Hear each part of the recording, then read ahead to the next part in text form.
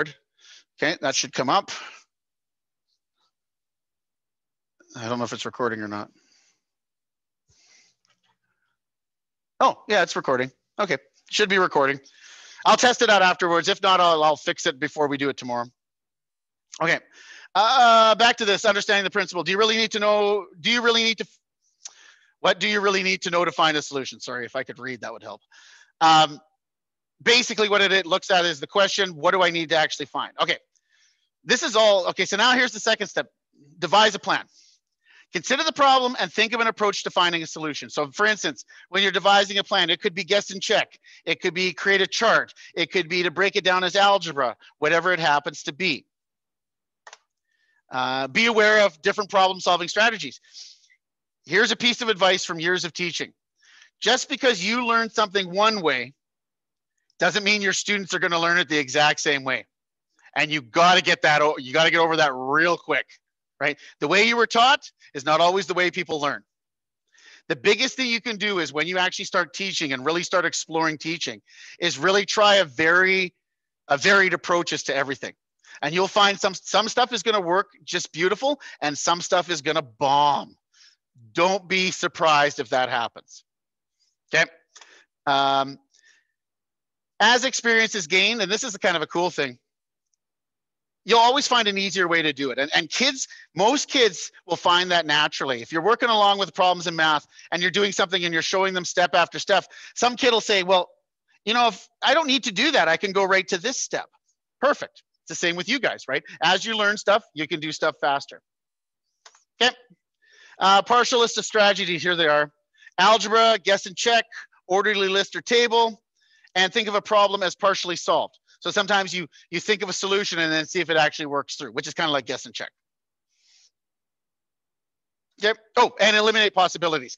That's useful, especially when you're doing the tests coming up. The test, the midterm, and the final are all multiple choice. Hey, Kaylee's kid, I guess. When you're doing the quiz, the test and the midterm and the final, you can eliminate some of the possibilities. There's only 4 choices. I know 2 of those aren't right. Eliminate them, right? It's like Who Wants to Be a Millionaire, that TV show. Solve an equivalent problem. You make something that's similar and you solve it.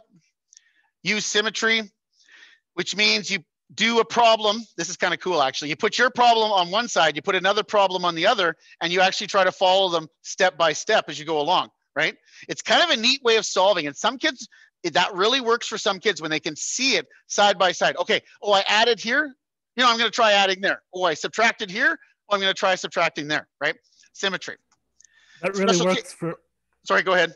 Sorry, I was going to say that really works for me because if I have a problem in the book and I don't know how to solve it, if I can see that exact same problem with different numbers in there and solve that one, then I can figure out how to solve the other one, you know.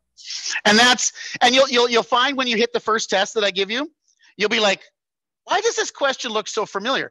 Because in the assignment, right, I use a bank to pull all my stuff from. So there'll be similar stuff in the assignment as there is on the test. And all of that is still the questions that we're going to do in the textbook are all really similar, right? Because I like that symmetry approach. Now, of course, you can't have that open when you're doing the test, but you have the experience there based on it, right? Special cases. Special cases are always the really, really weird things. Like, I'll give you an example. When we're doing graphing, we talk about slope of a line, right? Right? Like rise over run. And sometimes slope can be positive, sometimes it can be negative. And in there, we also explore really, really weird ones, perfectly horizontal lines and perfectly vertical lines. Those are known as special cases when you're graphing, right? If some of you can follow what I'm talking about. You'll find that in math, there's a lot of special cases as you go along, and they can help you solve stuff. Okay. Again, a lot of this is background because we haven't even actually got into the math yet, which is coming up in a bit, right? So use direct reasoning, which is just, okay, if I do this and this and this, this is my normal outcome. That's direct reasoning. Okay. Where do we get? Oh, then solve an equation. That was one of the ones where you can do. Like, who was it? I think it was Eric did the equation by solving it, didn't you? I think it was Eric. Yeah, I think it was Eric. Okay, so what do we got? Pigeonhole method. Pigeonhole method is kind of interesting. You have a series of answers and series of spots. And as you go through the question, you put things in certain spots. So for instance, if I have some addition stuff, I'll stick them in this spot. If I have some subtraction, I'll put them in this spot, or multiplication or division. It's called the pigeonhole principle. You don't have to stress for it. Look for a pattern, super common in math. And we're going to do an example coming up where you have to look for a pattern. Draw a picture, use a model. All these are strategies for, devising a plan. Work backward. That's the common one, right? I think Sam actually did that, right? He worked backward. He took the answer and just worked his way backwards. Okay, carry out the plan. Attempt to carry out the plan. If it doesn't work, try again. There's something called resilience, right? Most of you have resilience. I can tell right now because you are going back to school or taking courses to do something, right? That's resilience. You don't give up when you face adversity. There are a lot of kids, when you give them a question or give them a problem, they're going to run into that wall, smack right into the wall, and they're not going to figure out how to get around the wall or over the wall or under the wall, right? That's resilience. So something you can do is when you're working on something, if it doesn't work, change it, try again.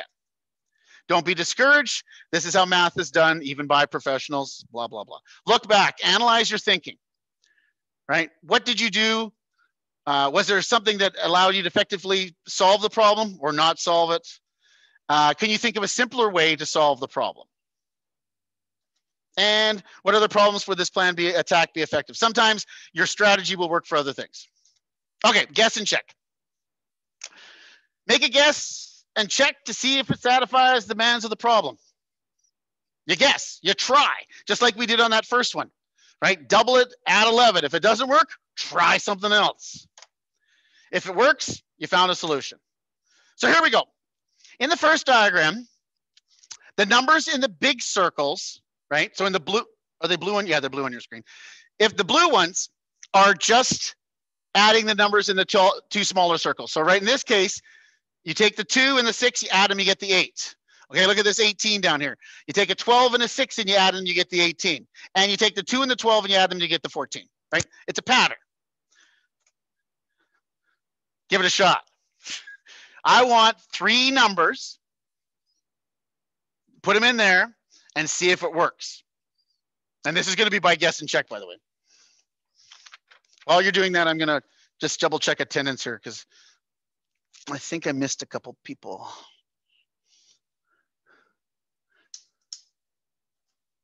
Oh, yeah, see, I missed Alicia in there. I see her. Myrna Janai. Is she on there? Oh.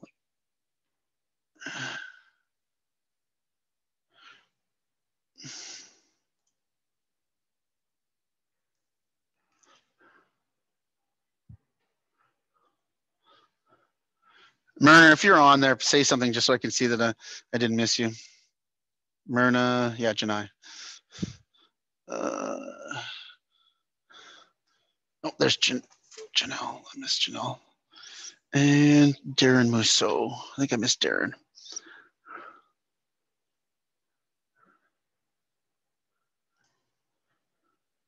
I got to figure out a different way to do attendance here. And Darren Musso, if you're online, say something just so I know that you're online. I think those are the 2 we're missing.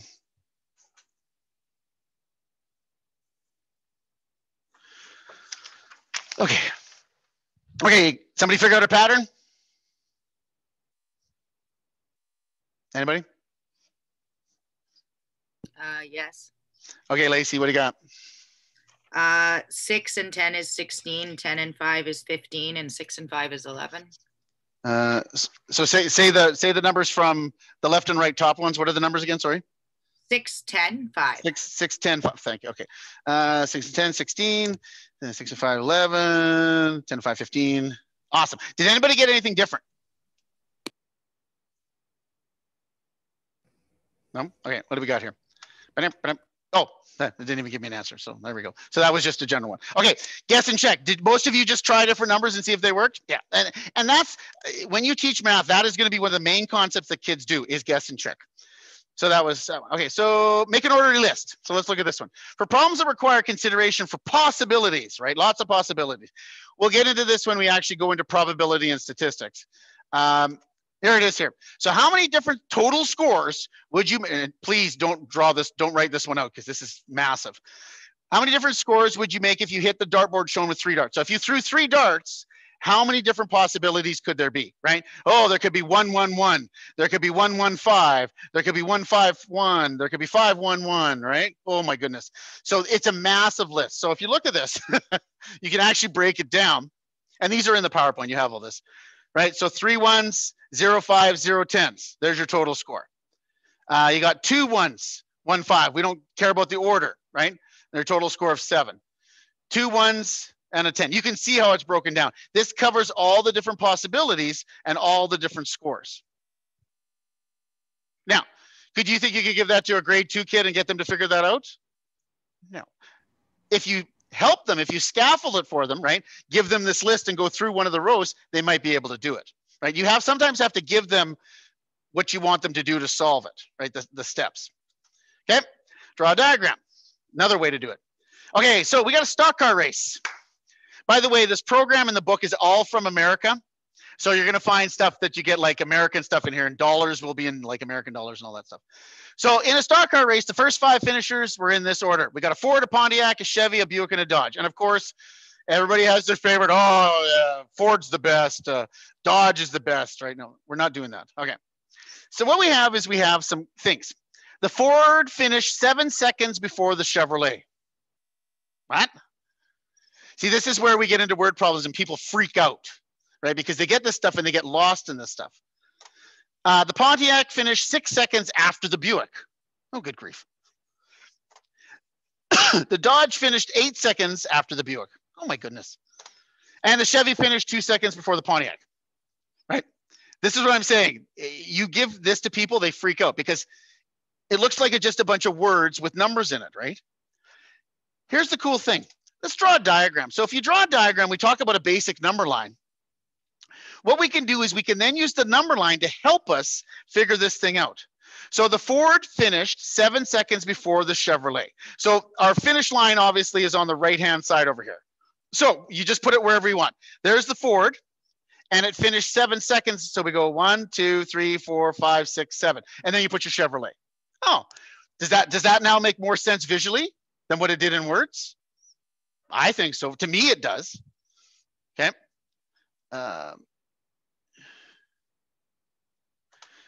And here we go here. The Pontiac finished 6 seconds after the Buick. No, oh, sorry. Oh, we can't do that one. Which one do they go to automatically? They go to D. Sometimes order you got to go. The Chevy finished 2 seconds before the Pontiac. Okay. So the Chevy finished 2 seconds before the Pontiac. So then we can do 2 back and put our Pontiac. So we had to go from A to D. We had to skip B and C because we didn't have enough information at the time. B, Pontiac finished 6 seconds after the Buick. So if you go to the Pontiac and go 6 to the right, and then you can slap in your Buick. And what do we got left? C. The Dodge finished 8 seconds after the Buick. So find where the Buick is, go 8 seconds to the left, you have your Dodge, right? So you can figure it out with a picture.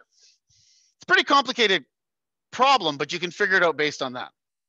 Okay, what time is it? Okay. More problem solving strategies. So we're on the last one of this thing. So 1.3, I think we got, and then we'll take a break because you guys you're done already. I'm done too. 38, so we got another 15 slides. Okay, more problem solving strategies. Look for a pattern. Consider a sequence of patterns. You'll see right example when we do this, described in the problem. And then scrutinize, look at the results, find the pattern. Here we go. Time to do some math without a calculator. You can use a calculator if you want. Look at these sequence of numbers and see if there is a pattern. If there's a pattern, oh, sorry, somebody said something. Who was that? It's what, sorry, Eric? +3. Okay, it's going up by 3, right? Now, it's interesting. Some people have real problems with patterns, but math is all about patterns. So here, yeah, it's going up by 3, up by 3, up by 3. So if you know it's going up by 3, we can figure out our next 2 numbers, right? 16, right? And 19. Look for patterns. Super common. Okay. Let's look at the next one here. Okay. Don't say anything yet. Just look, take a minute and look at it. See if you can get the next 2 numbers.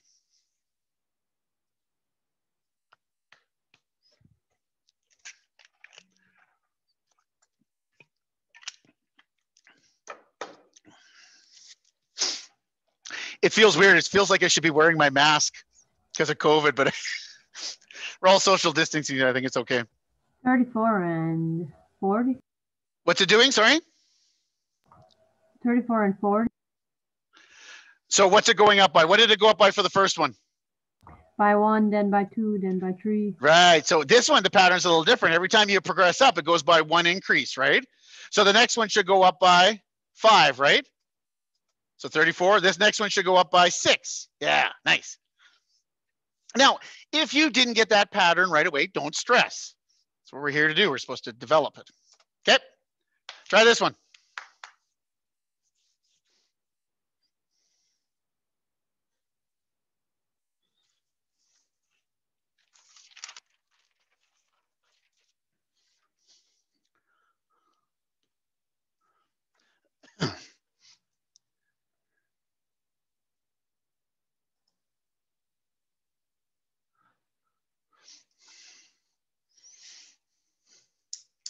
There's a little bit tougher pattern, this one. Oh, yeah, somebody's got it.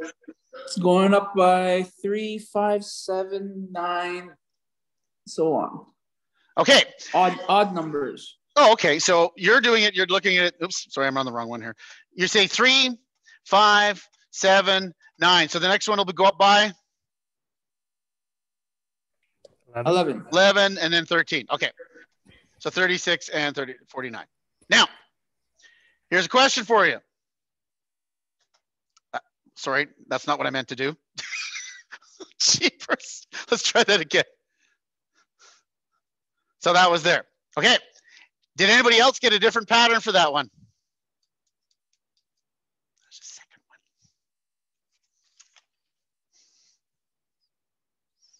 You might not have seen this. It's not a big deal.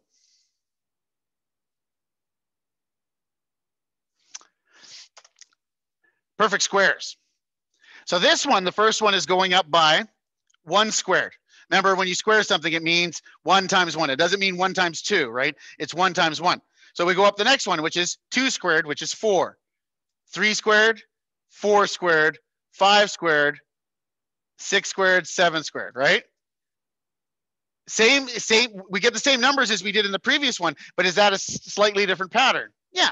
So again, is there multiple ways to get to the answer? Yes, as long as you get to the answer. Okay. You might not, did anybody see perfect squares? No, if not, it's not a big deal. Okay, make a table. Make a table reflecting the data. Look for patterns. So here we go. Here's a sequence. So what we have here is in the first one, we have 1 dot. Then we have 3 dots, and then 5, and then 7. But if you can see, what we're doing is we're adding, right, a second set of double dots on the right-hand side, or however it is your direction, sorry. So here we go. So the next one, right, if we did this, would have, oh, dots are arrays, okay. So then we can look at this. Here's the next one, right? We add 2 more on there, and then we add 2 more in there. Now, the question asked, what would it be? What was it again?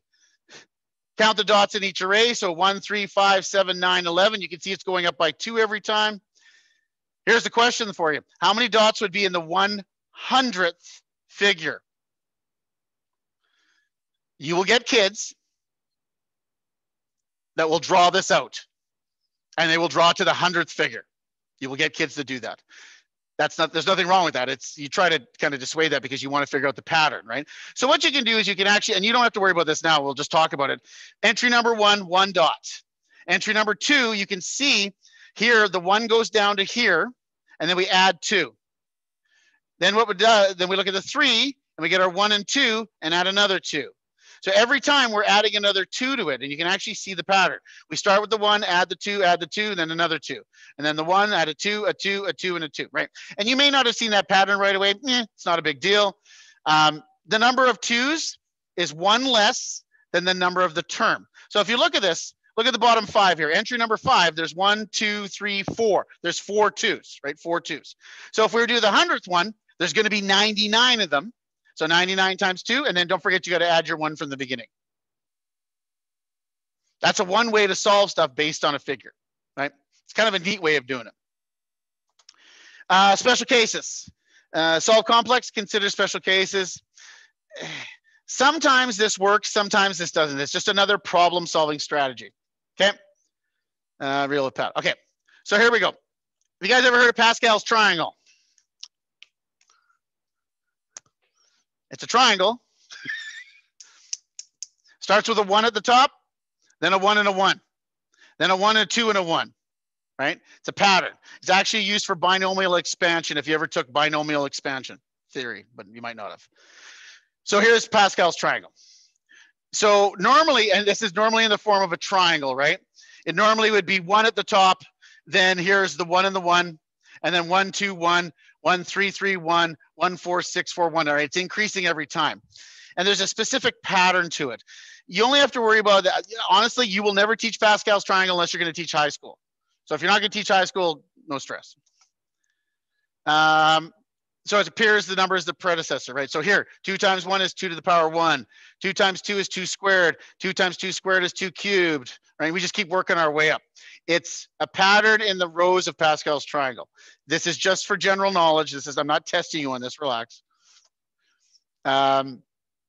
Look for the pattern in the part, appears the sum of the elements, blah, blah, blah. So what it is it talks about the rows. And this is way easier, actually. Let me just show you something. Let me stop sharing for 1 sec and let me share this instead. Hang on. Got to do this so I don't screw this up. I always do this. There we go. Nope, I didn't want to do. Was that the last? That was the last one. Okay. Give me 1 second. Let me just show you. Give me 1 second. I'll show you Pascal's triangle. Then we're going to take a break. We'll take like a 15-minute break or something. Oh, I haven't shared the screen yet. Hang on. Share screen, smartboard, share screen. Okay. Can you see my smartboard now, right? Like so? Yep.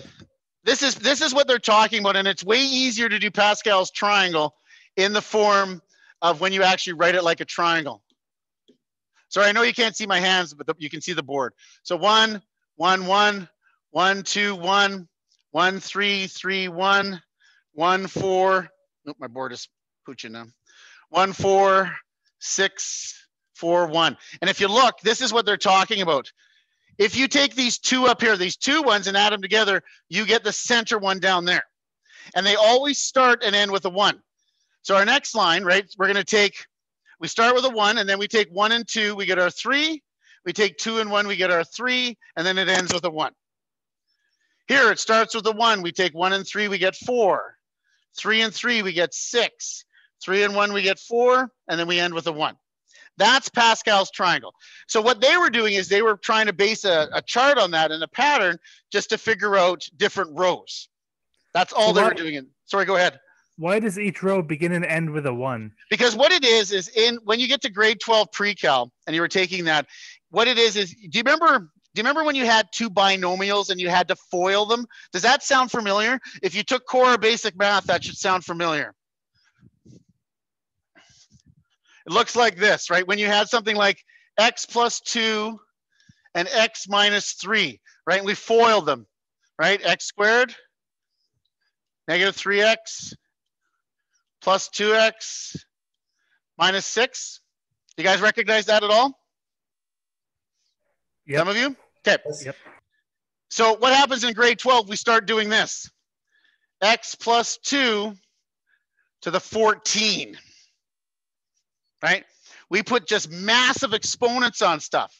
So what that is if you were to write that out the long way, it's x plus 2, x plus 2. Oh, my pluses aren't coming out. X plus 2, 14 times, and then you do all the multiplication that goes with it. Pascal's triangle makes it really easy to do that. So like I said, unless you're going to teach grade 12 pre-cal, you don't have to worry about that. The point of it in this case is just to show you that there are multiple ways to solve a problem. And in this case, let me stop sharing this. In this case, where is it here? Sorry. From beginning, trying to talk and do things at the same time sometimes doesn't work. Oh, I didn't want to go over to the, hang on. So in this case, when you're actually doing this, it just shows you a faster way to do it when you're doing Pascal's triangle. That's all it's for. It's just a different way. It's a pattern. Okay, so here's the deal. It is 6:15. We only have, what do we go to? 7:30, eh? So let's take 15 minutes Take a break, go do something, go get a drink, go to the bathroom, go for a walk, get up, stretch, play with your kids. I don't know, do whatever you need to do. Don't go on your phone because most of you will probably be on your phone. And then when we come back, we're going to do some practice. Okay. So that means now, if you don't have your textbook, I'm sorry, you can't really do anything with that until we get does there anybody who did not get their textbook so far? Is there anybody that didn't get a textbook? I don't have any. You didn't? Okay. So there's a few people that don't have it. So you'll I have it. Oh, you do? Most people should have it because I think Bernice was sending them out quite a while ago. But some people just joined our class like today. So you probably don't have a textbook. So in the meantime, you won't be able to do that. Here's a suggestion. If you want a bit of practice, maybe go look at that first assignment, right? So let me stop sharing this. So if you didn't have your textbook and you don't want to feel like you're just sitting there doing nothing, give me one sec here. I need that. Share screen, share. Okay, so go up here, and if you need to, start looking at the first assignment and realize, okay, oh, look, there's some rectangles. Look for a pattern. Oh, we were just talking about that. And then you have to figure that out, right? Here's when Joan made a purchase, she received 16 cents in change. What are the possible combinations of coins? Assume pennies are still being used. I had to add that in there because we don't, right? So 16 pennies, right? So these are all problem solving. So you can actually start on some of those questions if you want. If you don't have your textbook, you'll get the same effect because you're still practicing it. And this way you're kind of jumping the gun because you're getting it done. Should we do our practice questions now? Well, take a break now if you want and then come back and start them, or don't take a break and start the practice questions. It's up to you. So here, let me put the practice questions back up here. Where were they? I need this. There they are. From current slide, share screen, right there. Right. And there's the practice questions and you can take a look at them. So as long as you have the textbook, you can do the practice questions. If you don't have your textbook yet, you can't do the practice questions.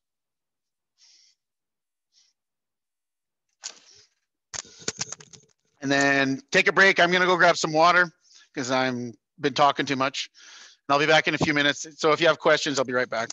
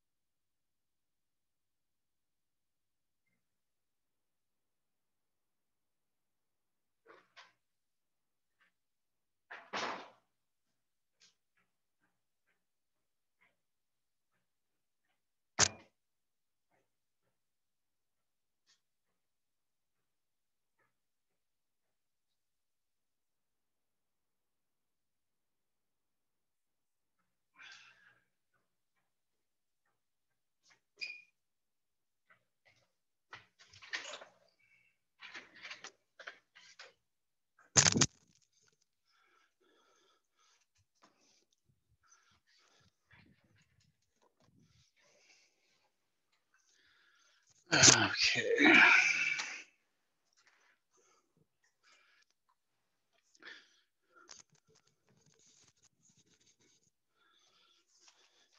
Attendance reports, usage. Let's try this.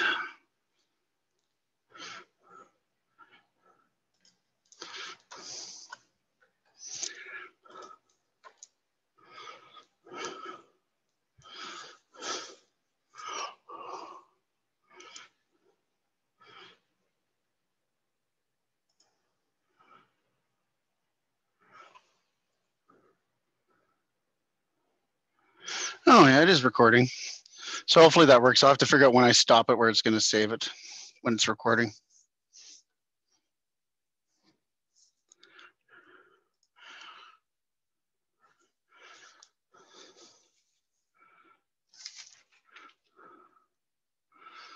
I'm going to change the views here. Oh, gallery view, that's right.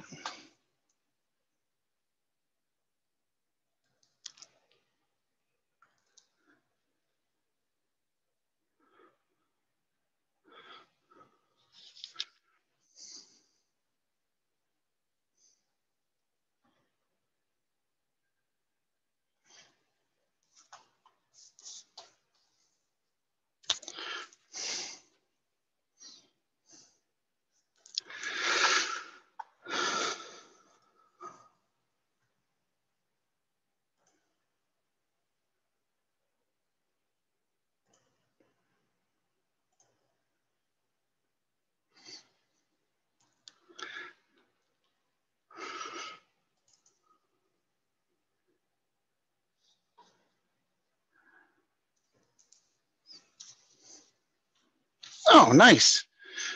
Nadine already sent me the Genius scan. Looks like it works no problem for her. Nice. Cool. Oh.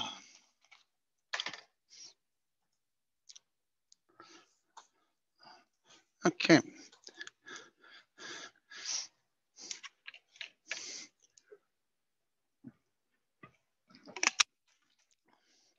I'm still trying to figure out where the report is for attendance.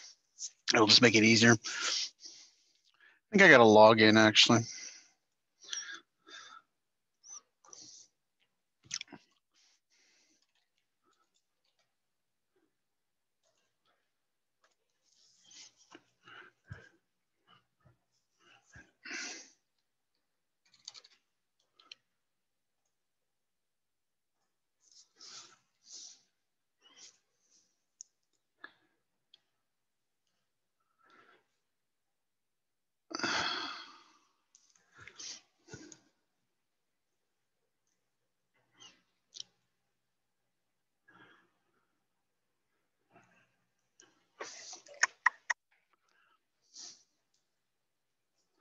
Edit.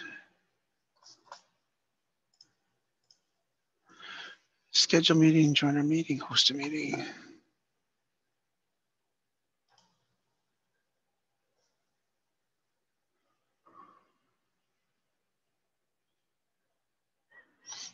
That's not going to do it.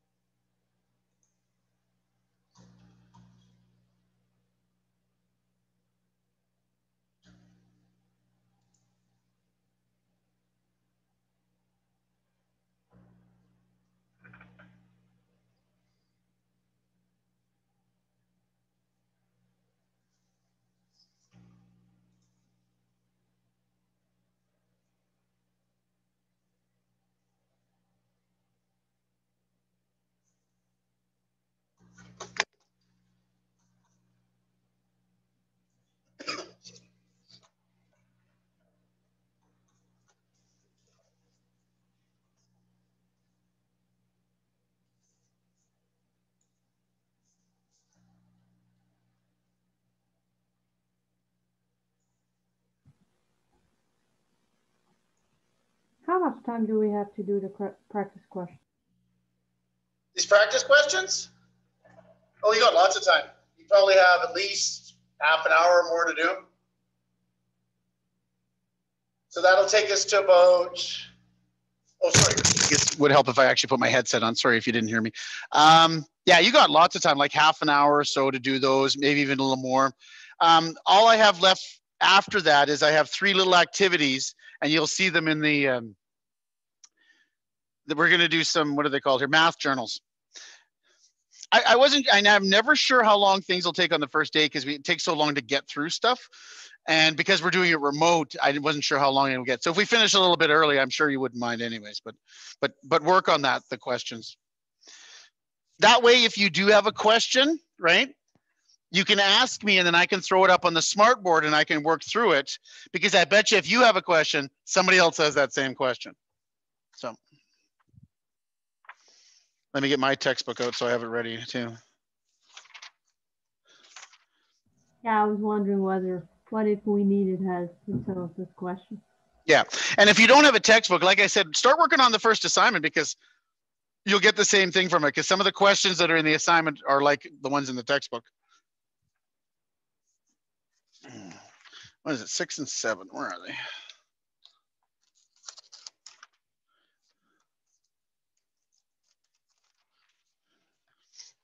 Yeah, those are kind of fun ones anyways. All right.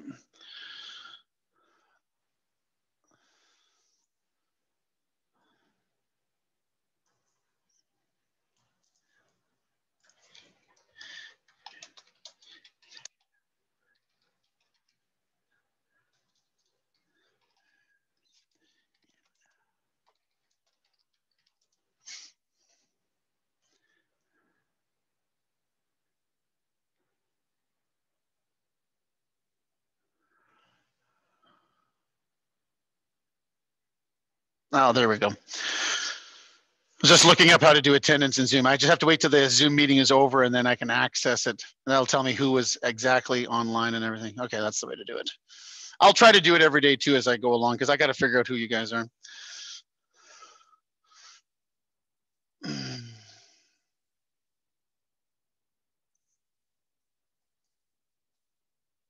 I just don't have a strategy for question 2.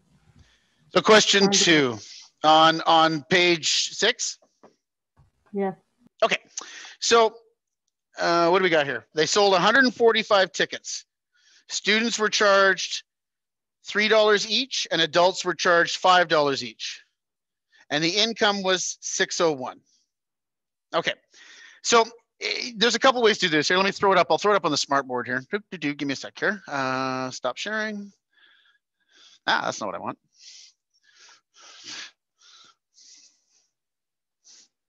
Let's go to there.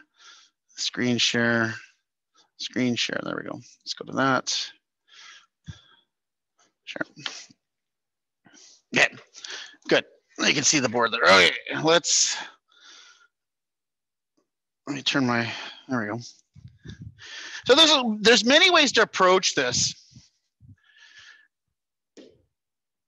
So one of the ways you could do it is define some variables. So let's do this as, let's pick some variables.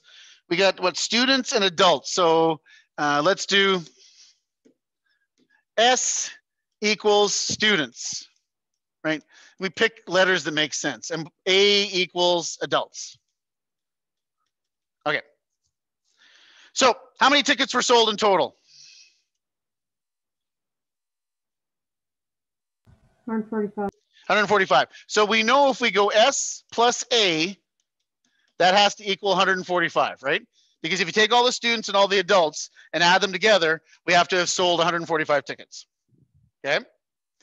Now that doesn't really help us solve because who knows what S and A are, right? Now we get some more information here and we get students were charged $3 and adults were charged $5. So what we can do here then is go 3 times S, right? Because every student was $3. So if one student, $3, 2 students, $6, 3 students, $9, and $5 for adults. And then they tell us what the total was. What was the total in this case? It was, where is it?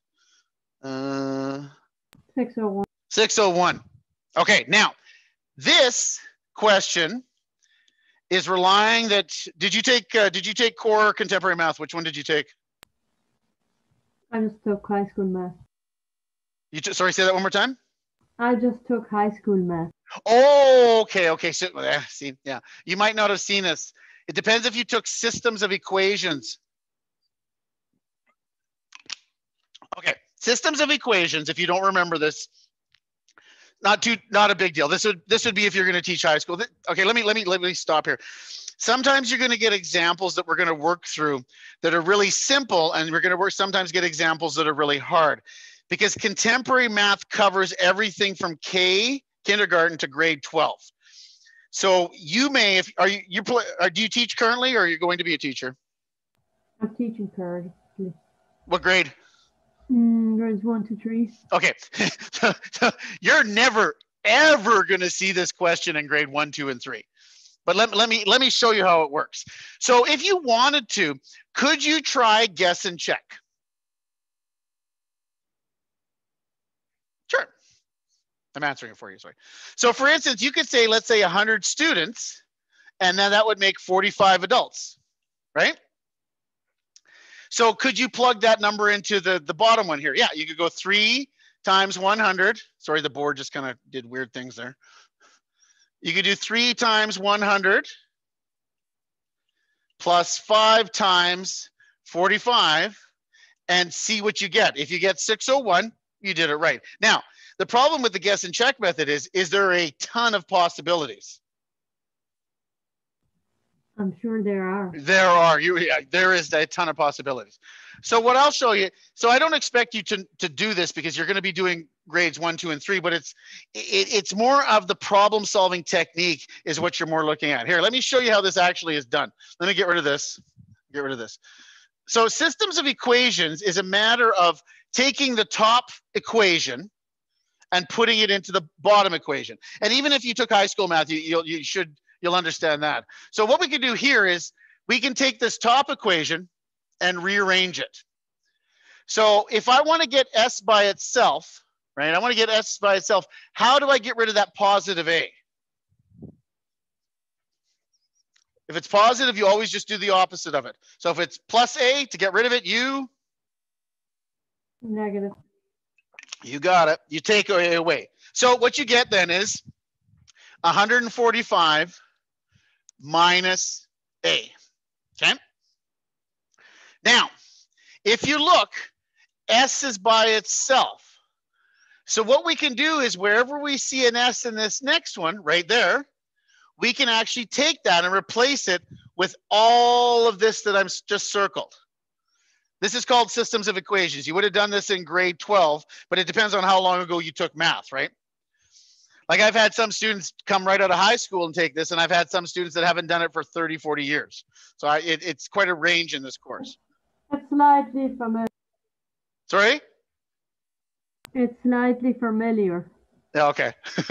So let's look at this. So what we do is we go 3, and where the S is, we're going to replace it with whatever's in this circle over here. So we're going to replace it with 145 minus A. And then we write the rest of this out. And like I said, this is called systems of equations. And grade 1, 2, and 3, you won't need to know it, but why not? You might as well improve your math while you're here. Woo! Okay. Now, to get rid of the brackets, we do something called distributive property. So for instance, if I had a bunch of cash and I wanted to give it to a number of people, I would distribute it to all those people. So I'm going to take this 3 and I'm going to distribute it to that one. And when I put that little line there, it means multiplication, right? So we times 3 times 145. What is that? 5, 1, 13. What is that? 435? Double check my calculations. Always have a calculator and double check my calculations. Yeah. Thank you. Because I do stuff in my head and sometimes it's way off. And then we go 3 times negative A. So we end up with negative 3A. Yeah. And then we write out the rest of it. Plus 5A equals 601. So this now is back to algebra, right? Algebra is always solving for the unknown, and we're trying to solve for A. So the key to solving algebra is always to get the variable, the A in this case, by itself. So you got to start moving things around. So let's start by combining like terms. And if you look, these are like terms because they both have A's in them. So we have 435. And all we do is, for instance, I have -3 and I want to add 5 to it and they're the same. So -3 plus 5 just gives us a positive 2A, right? We'll talk about number lines. Those are coming up because you're going to have to teach those to kids how to actually use a number line to figure stuff out. Okay, we're working our way down. And if this looks like crazy stuff to you, don't stress. Please do not stress. Can I just quickly ask a question? Yep, What go ahead. question is this? Sorry? What question is this that you're doing? Page 6, question 2. That's not the question I have on page 6, question 2. Which edition of book do you have? The 6th one? Yeah, I'm using the 7th edition. So go to here. You'll have to alternate. You'll have to adjust the pages. Go to 1.1 in your book. Find 1.1 in your book. Yeah, I'm there. And it should be problem set. It should be understanding concepts. Yeah. And do you see a question that says the spring concert? Do you see that one anywhere? Nope. Oh, good grief. All right, sorry, this is based on the most recent book. Did you get that book from Bernice or? No, she's never sent me anything. And I didn't know she was going to. I got it from the library. Oh, you went to the library and took it out? Yeah. Oh, okay. So what it is, anybody that's in Pent, I think they get their books sent to them if you're in Pent, if you're an actual Pent student. Are you a Pent student or you just joined us otherwise? No, I just joined otherwise. Okay, that's why. Okay. Oh crap, hang on. I'm trying to think what to do. Go check into the library and see if they have a 7th edition. Like you're in Brandon, obviously then. Yeah. Okay. Go. Brian, Yes. because I'm in Brandon also, the bookstore had gotten a hold of me just to pick up my book. Oh, you're supposed to pick it up at the bookstore? Well, they got a hold of me because they see my address was Brandon and just told me to go there and pick it up. Okay. If that helps. It depends. It depends if you were getting the book from Pent or if you're just signing it out. If you're signing it out, go check at the library and see if they have a 7th edition there. If not, I'm gonna have to figure out what to do. Like, okay. Yeah, I got this one because it said the 6th edition in the outline, so I got the 6th edition. Oh well, yeah, because they still the questions may be different, but the concepts are still the same. Like all the chapters are still there.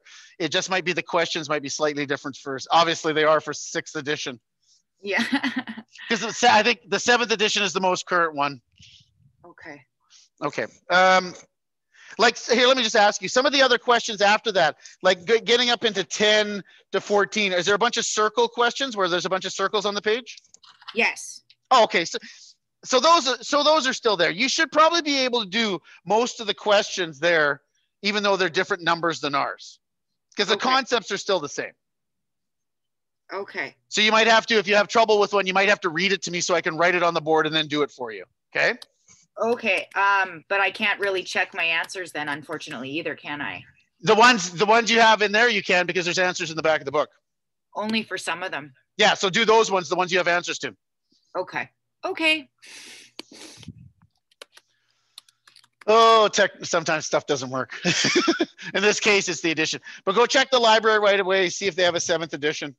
That's what I'm doing right now. Okay. Oh, yeah, because you can do it online. That's right. Yeah. Okay. Oh, so where were we here? Okay. So to get this one, we got to get rid of the 435. So to get rid of the 435, it's positive. We subtract it from both sides, right? So subtract, oops. Come on. Oh, my pen, sorry, my pen's off. Give me a second. Smartboard pens sometimes do not work properly. There we go. Okay, so subtract 435, right? If I could get this off the page now, that would be nice. There we go. Come on.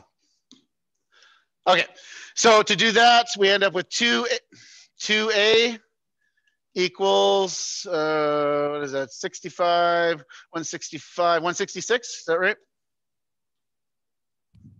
Check my math, please, sorry. That's right. Okay, Then to get a by itself, we have a 2 attached to it. The 2 is attached by multiplication. So you divide both sides by 2. Those reduce. And I move my board down again, sorry. And move my board back up again. So we end up with A equals, what's that, 50, 30, 84? 83, sorry. 83. Okay. So this is, and I'll put this back up so you can see all the steps there. This is known as systems of equations solving for 2 unknowns, right? It's kind of tough because, like you said, you only had the grade 12, right? If you took core or core or basic math, which is an upgrade math to get into contemporary, and you don't need it, but it depends on how long you had your math for. They go over systems of equations in there. Yeah, Now, I understand this concept well. Sorry, say that again? I understand this concept well. I just forgot it. Oh, okay. Well, that's good. Okay, good. That's systems of equations. So now that you know that there's 83 adults, you can figure out how many students there are, because in total there was what, 140, what was it again? 145. Yeah. Yeah. Thank you. Oh, you're very welcome. Okay, now let's see if we can find, there must be a crossover for 6th edition. The library does not have it. The other copy is from 1996. So Holy crap. I'll message, I'll email Bernice tomorrow and see if they can they can put one in the library for use. okay. Is there anybody else in the class that does not have that has a textbook but does not have a 7th edition? Is there anybody in class? No, it might be you. You might be the only one. I'm the lucky one. Oh. Yes, I just ordered my textbook just last Friday, and they said all the loose leaf editions were sold out, but they had this last hardcover textbook, which was a used that they sold me. And that was it was a 7 though? Yes. Okay. Sorry, who doesn't have, who am I talking to that doesn't have the 7? Who is that? It's Lacey. Oh, okay. Oh, Kearns. Okay. I'll look, Lacey. Give me a sec here. I might have an extra copy here. And if not, you can just have mine. Okay. Well, because I can photocopy what I need from it. I just can't photocopy and post it. Because if I photocopy and post it online, I get fined. Yeah. Thank you. No problem. Give me one sec. I got to find, where's my key? I got so many textbooks in my class. I don't even know. I might have another one.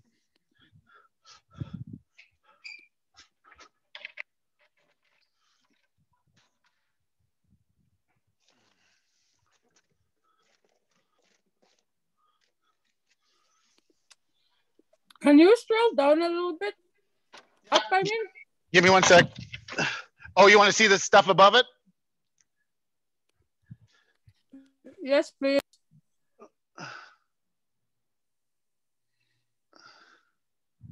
Can you see that now?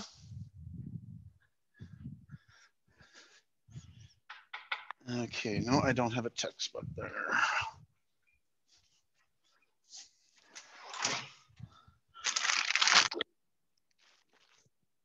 Can I ask more questions? Of course you can. Go ahead. How does making a table work? Like on question 4B, making a table, I'm just using guessing and checking too. Like the example, Tony, about thinking a number? Yes. To making a table is like guess and check, but all you're doing is you're listing the numbers. So you would do your guess of whatever 2 and then put the answer to the right. And then you would guess something else and put the answer to the right. It's kind of like what we did here. Give me one sec. I'll show you right away. Give me one sec here. I need this. I need, no, not that one. I'm just trying to find, didn't we do one? Sure we did one. I was the one who asked you that I was trying to write it down. Mine. Yeah, give me 1 sec here. I'm just trying to find the one where make a table. Oh no, it was. Hang on. There. So let me share this one. Sorry, this is what I want. So this is the one we did in our notes, which was, I think, was slide 4. And if you look, this is basically making a table. Your guess was 10. It's guess and check is what it is. But there's your guess. There's your answer. There's your guess. There's your answer. So it's kind of like making a table. That's all that is in that case when they say that. Does that make sense now for making a table? Yes, perfect. Okay. Okay. That was slide 4. So let me stop sharing that and let me put, this back up on the board because that's what everybody was looking at. Screen. So like I said, you guys are just working on questions right now and and like I said, if you don't have the textbook, just grab grab the assignment and start looking at that one. What time is it? Oh, it's 10:02.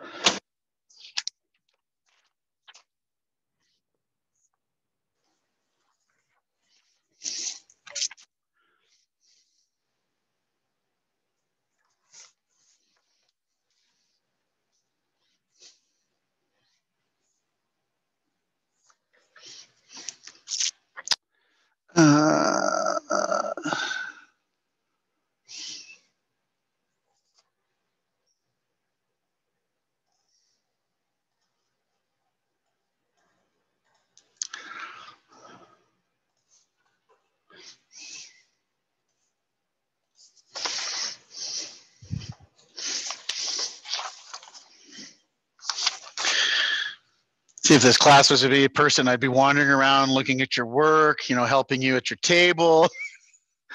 Can't really do that.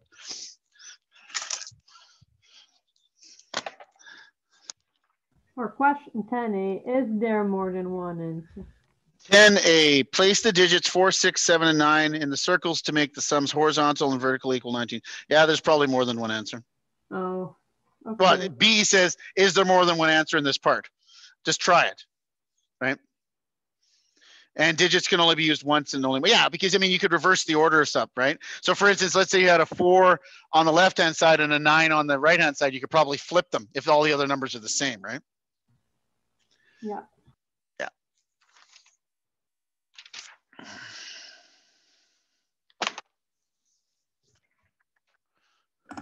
Just curious, are we going to need a scientific calculator at all throughout the course, or is just like a basic calculator going to do the job? You need, give me 1 sec here.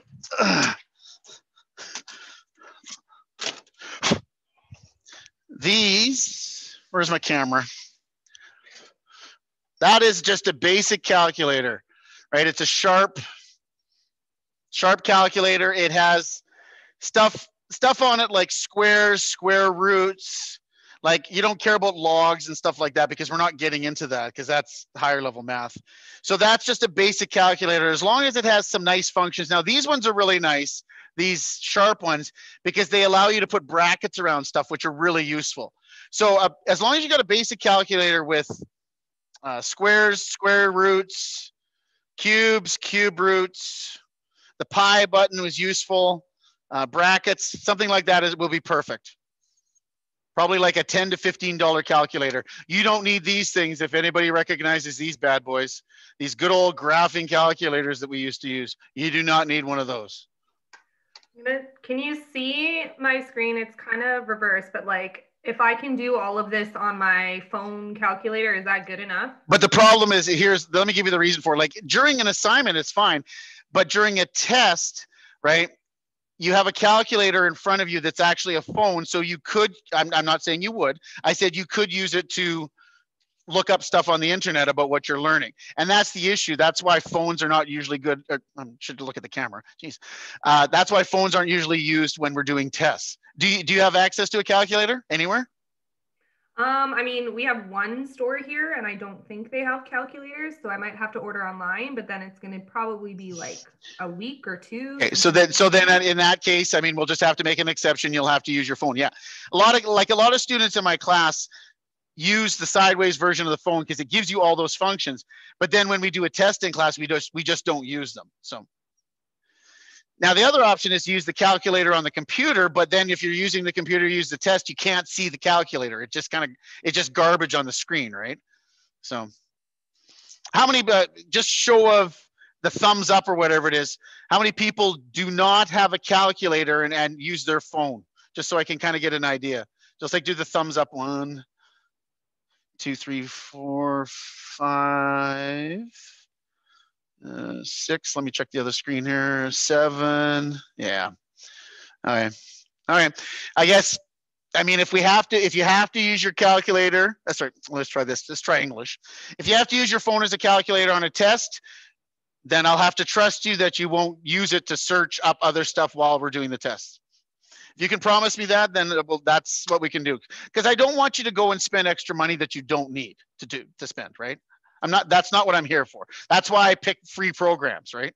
Like ZipGrade and Genius Scan. So Pinky promise I won't cheat. Pinky, Jesus, I just about lost my drink there. It became an issue one time. I've had experience before, like teaching in class where I had to ban smartwatches because kids were using them to look at stuff in the internet during tests. That's in regular high school that they were doing that. So. The best I ever saw was a student had like a plastic water bottle with a paper label, and they had peeled the label, written all the answers on the label on the back, and then stuck it back on. So they had their bottle of water, but they had all the answers to the test. I wasn't even mad. I was just impressed. The thing is, and this is what I say, like kids that have done that in my class, if they spent that much time actually just studying, it would be so much easier. Cheating takes a lot of effort. It really does. So. This one, like when we do the test, like I told you, you're going to have your screen up there with the questions on it, but you'll have your paper in front of you because you'll be like, you got to be working away like, you have your formula sheet and your paper because you're doing your scrap work. And then once you figure out whether it's A, B, C, or D, then you click on the mouse and you click right beside it, A, B, C, or D. And you can change them before you submit it. Like, it's not like it's set in stone. So it's a combination of doing that. Now, the nice thing about it is, like I said, when we're doing test time, your camera will be on, right? Because I'll be watching all 31 of you, right? So all of a sudden I see you talking to somebody that you shouldn't be talking to. I can say something. I'll say something. I won't call you. Like, I won't say, hey, stop cheating. I'll say, hey, focus on your tests. I'm not a jerk about it. I know it's really hard to learn math remotely, so we got to do the best we can. So.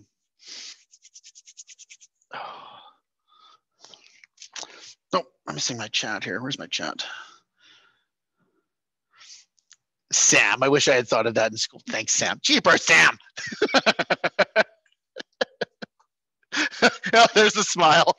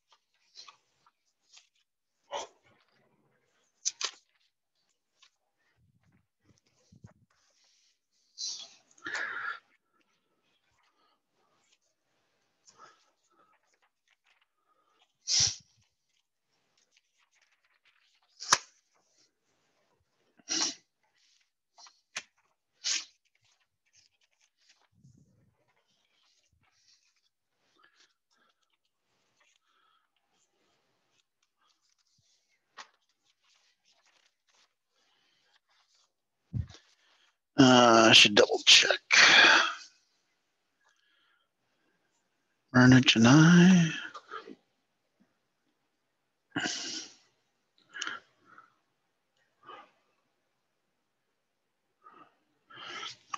And Darren Rousseau.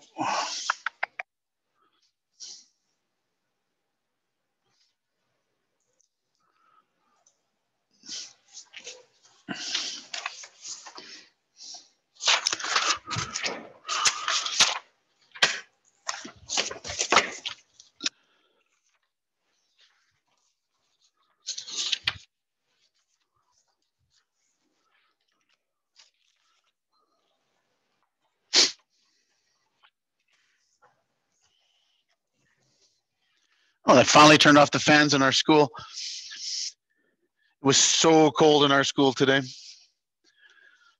Like we're talking, my classroom, I think, was about 14 or 15 degrees. It's freaking ridiculous.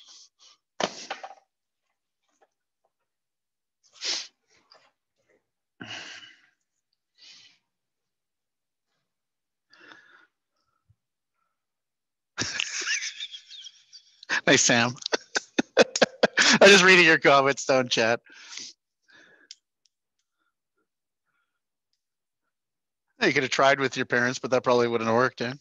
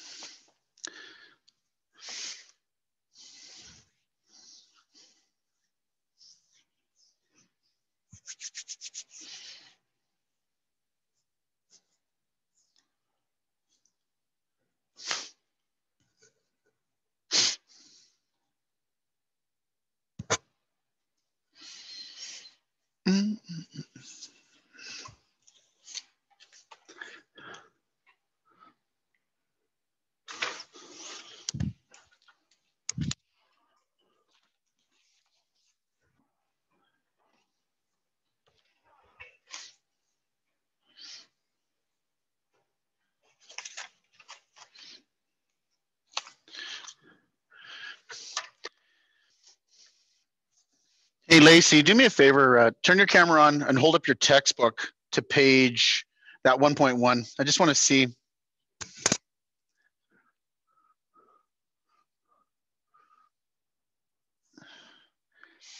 Yeah. What I think I might do, you really don't, honestly, like the concepts are pretty close. Like the lesson parts are still the same. It's just the questions. Which ones in the back do they give you the answers to in that one? Go to the back on 1.1 and let me know. Because there's no sense because they're expensive books. Jeez, ridiculous.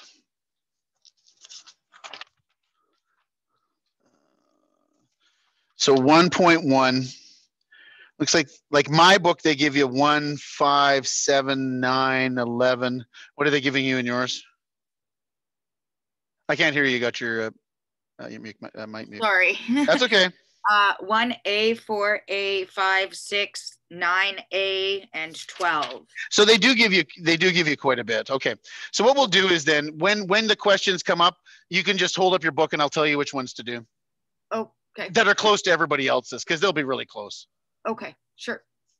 That way you don't have to go, because they are, I forget what I don't even know what they cost, but I know they're ridiculously expensive. Mm-hmm. I thought I was pretty lucky getting it from the library. Well, it's just because it's like, that's the new edition now, right? That's the 7th edition, right? Yeah, they look similar. I used to have that one. Crap, I wonder if I got, here. Well, while we're doing that, I'm going to look up my old versions of this. I bet you I have the questions to do that correspond to that book. Give me a sec. Where is it? I'm kind of looking at the ones that are red. Yeah, do that. I mean, if you look at the first assignment, right? So for instance, here, let me kick out of here. I have been looking at it. I'm not loving question 3. Hang on. Let me look at it and I'll tell you. I need this. No, I want contemporary math. Oh, hang on. Oh, there's too many screens with Zoom. Oh, ridiculous how many screens there are. Zoom, share screen. That one, share. Okay, so assignment number 1. Mm-hmm. Oh, you don't like 3? What's wrong with that? Huh? I don't like number 3. It's hard.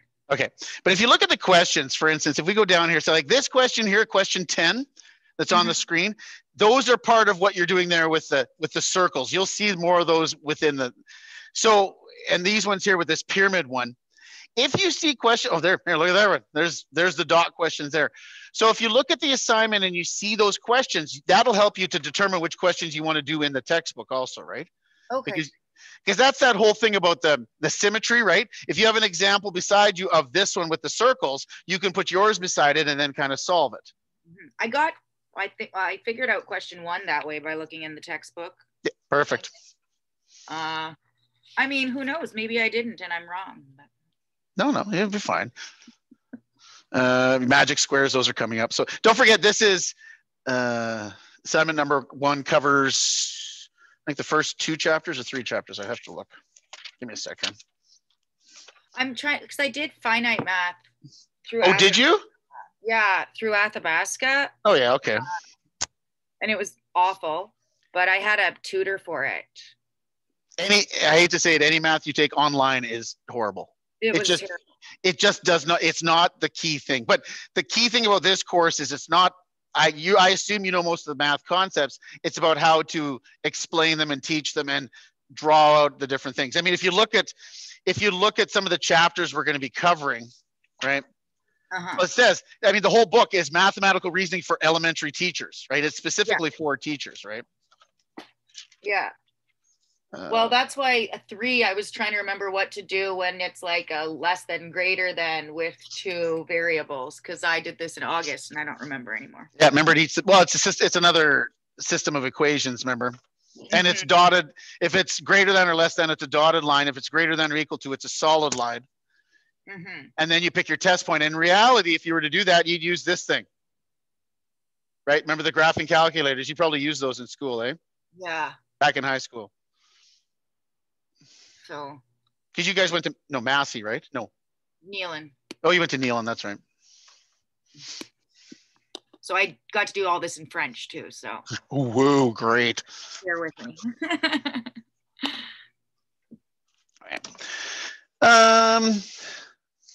Well, I'll let you guys, I mean, here's the hard part, because I want to give you times to work on this so you can ask questions. So I'll do that too, but let's do the little activity. Now, what I always like to do, just so you get a general idea, is you'll get time to work on it. Tomorrow you'll have more time to work on stuff because we had all that introduction today.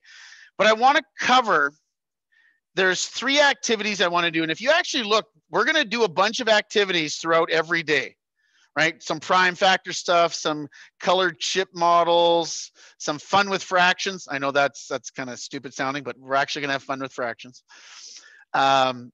Math symbols, word phrases, geoboards, polygons, Yahtzee and cribbage. We're not going to play that right now, don't worry. Tessellations. This one's going to be really fun. This one's going to be hard on day 21 here. We're going to do something called a bell ringer, and it's normally a science experiment. This is going to be interesting to do because normally it works really well in person, but we're remote, so we're going to have to, it's going to be a learning experience. Now, yeah, let me say something. You guys need to give me feedback because this course is normally done purely in person. Since we're doing this all remote, you got to tell me what works and what doesn't work, okay? You guys are kind of a little bit of a guinea pig. You got to tell me what works and doesn't work as we go along. And you can be critical. I do not mind. I'm a teacher. I have a thick skin. Jeez. Okay. So let's talk about this, and I'll give you, if you guys, after this assignment, some of you can sign off if you want, or the rest of you can stay on for a few minutes to work on the questions if you have questions for me. So one of the big things I like to do is, you can see we're on Monday here, is there's math journals. And I only usually give this to my grade 9s, because grade 9s are coming in. They were the big fish in grade 8, and they come into high school, they're grade 9s, they are small, right? They get picked on by other kids, and they're like, they wander around the school like they're lost. And often they really struggle with the math in grade 9 because it's a big jump from 8 to 9. So one of the things I really like to look at, and this is, you'll have to experience this as a teacher, is why do kids think the way they do? Why do they do math this way and not a different way? So if you look at this, and this is something like, for instance, if you had a printer, you would print this off and then you could actually do the work. But you can see it on the screen here. We'll do it. And then you can try this one. So math journal, let's look at the first one here. So what this is, it's a riddle. And you can have this at any level, right? I can do this from grade 9 up to grade 12, or you could do it for early and middle years. So what I want you to do is I want you to solve this riddle. And you can do it however you want, mathematically. So look at what the math journal says. Try to figure it out and come up with an answer. Okay, so I'll give you a minute or two just to try to figure out an answer. And then I'm going to ask you to do something else.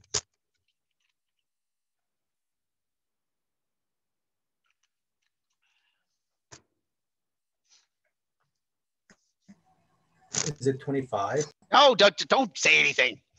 Just write something down.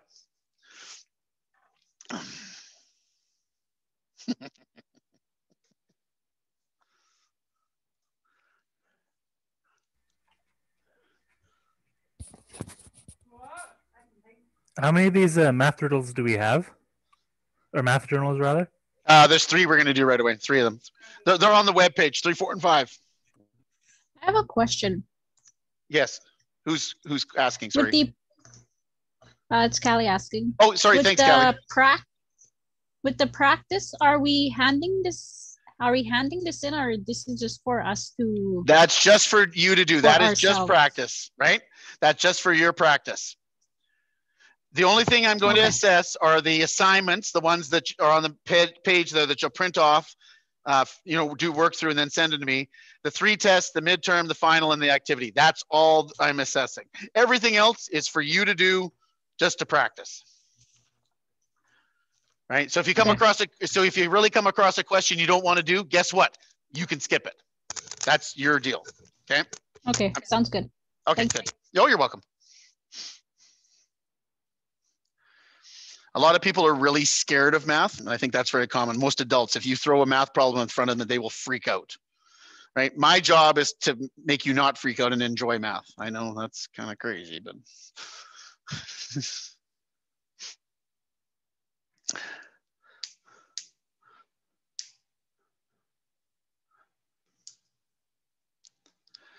Okay, so pretend you have an answer because somebody already blurted it out. It doesn't matter. Here's the deal. I don't really care what the answer is. That's not my goal in this thing. My goal now is for you to pick up your pencil, your pen, whatever your writing stick that you have there, and explain to me in words how you got that answer. What was the method you used? Did you guess and check? Did you work backwards? Did you eliminate possibilities? You try to think in your brain how you figured that answer out, and then write on there in words how you did it. That's what I'm interested in. In words, right? Tell me how you did it. Take a minute or two and do that if you don't mind. And I'm not going to make you read them out. Don't worry. Unless you want to.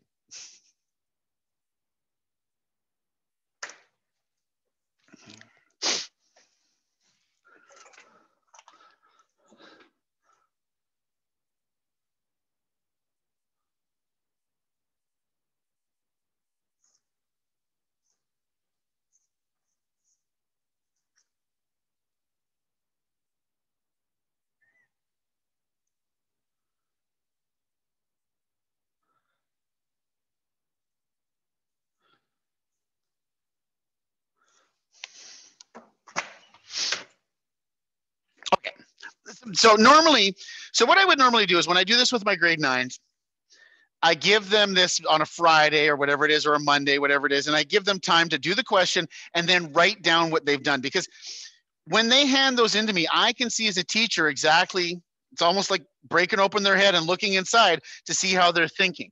Does anybody, it's up to you. Does anybody want to share what process they used in coming up with this? There's no wrong answers. If somebody wants to share, open up the mic and let her go. Tell me.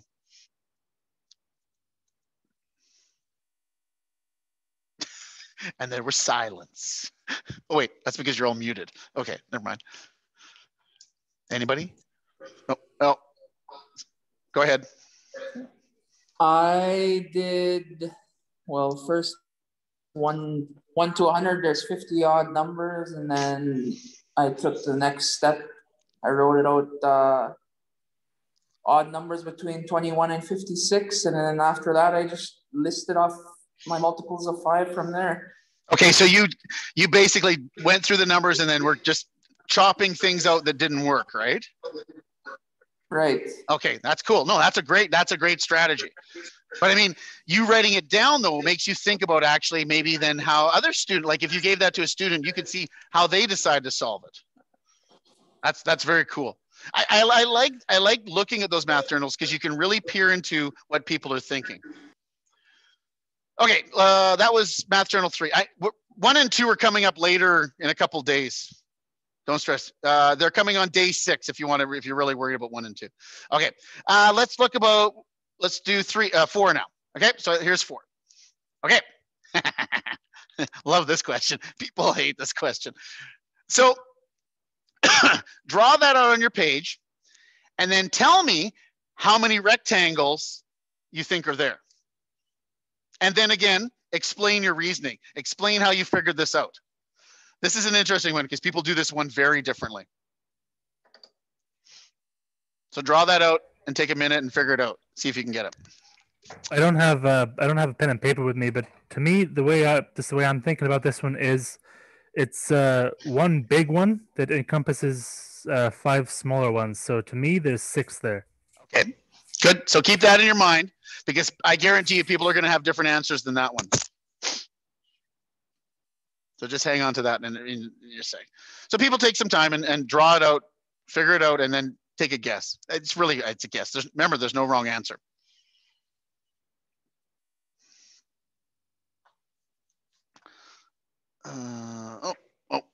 Here, see, there we go. Sorry, if I put chat on, then I can actually see what people are saying. There we go. 10, 14.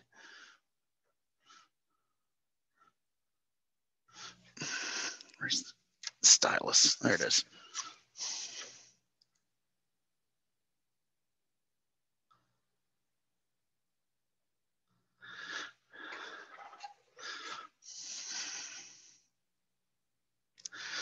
I can see there's like so many different answers.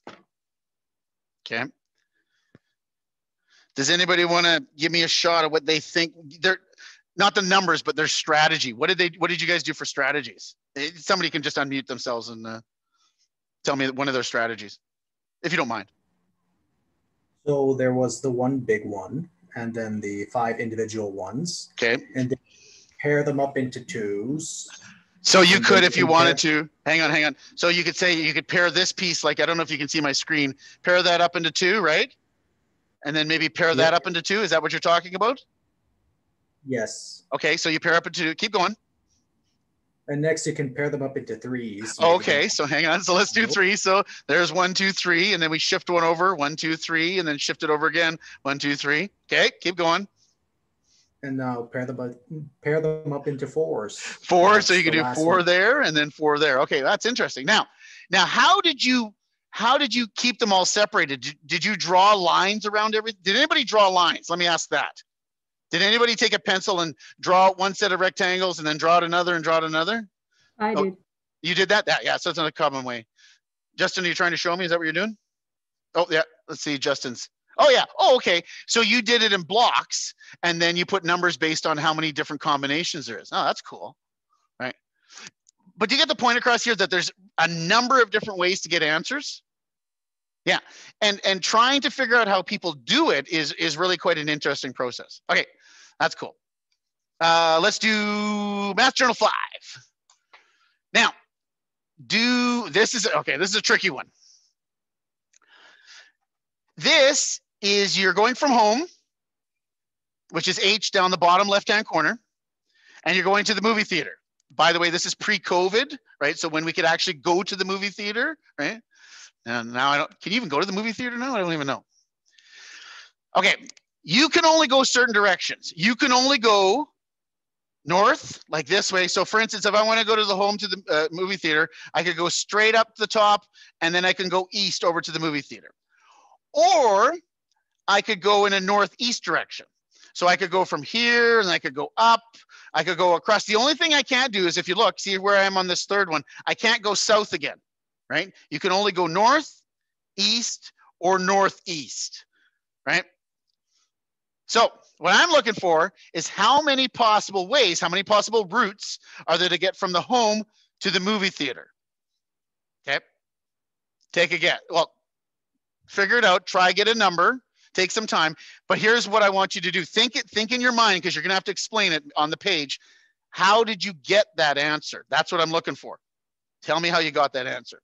You can write it on your page there or write it on whatever you want, just so you have record of it. Take a minute or two and do that. If you don't mind, please.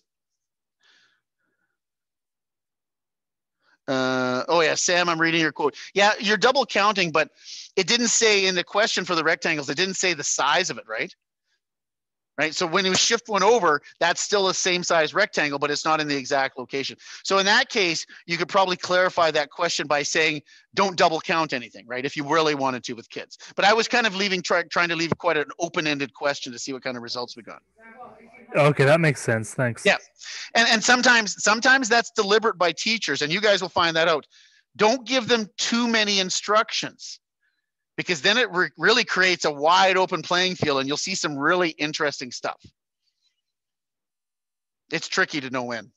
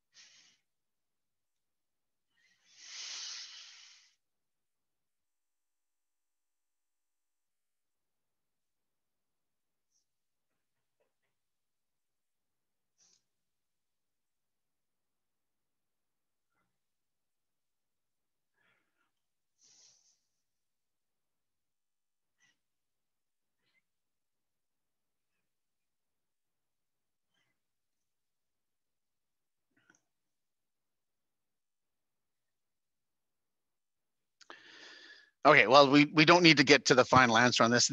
These activities are just more of things you can probably do in your classroom or different ways to think.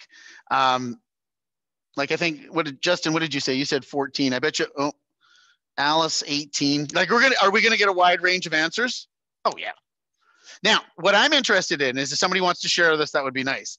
Don't really care about the answer. What I want to know is how you approach this question and how you kind of kept track of everything.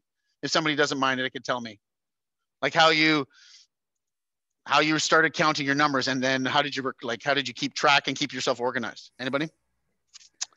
Well, for me, I didn't get very far with this one, but I just started on the bottom left square there, and just went to the top right one as many ways as I could using those two directions. Okay, now how did you keep track of it? Did you draw different lines or different colors or anything like that? No, that's why I said I couldn't get very far with that. I had to just do it in my mind. I don't have a pen and paper with me right now. Oh, right. Okay. So Okay. I got up to like 5 or 6, but that's as far as I could keep Yeah, track. it's a little tougher that way. Now, did anybody have colored pencils next to them and try different colored pencils? Did anybody try that? I tried with my iPad switching colors and I just got mixed up right away. Oh, I never thought of that. Who's talking there? Who was that? Whose voice was that? I don't recognize you. Hang on. No, not so. The main thing is, yeah, different colors works really well. So often what I'll do is I have in my classroom over on the far side over there, I have a big thing of pencil crayons, and I'll bring those out and just leave them there. I won't tell the kids. Like, I don't say, okay, grab a bunch of colors of pencil crayons. I'll leave them there. And then some of the kids, they're working away, and then all of a sudden they look up and they see pencil crayons. They realize, maybe try that. There is a mathematical way of doing this, and it has to do with, well, we'll talk about it coming up. For instance, for this home going straight up, right? If you go straight up, there's only one way to this second circle to get there. So what you do is you put a 1 beside this. I don't know if you can see on the screen where my little my mouse pointer is. And then up the top, there's only one way to get there also. Now, when you get up the top there, from this top left-hand corner, there's only one way to go, to the right, 1 and 1. And then what you do is you actually have numbers in there.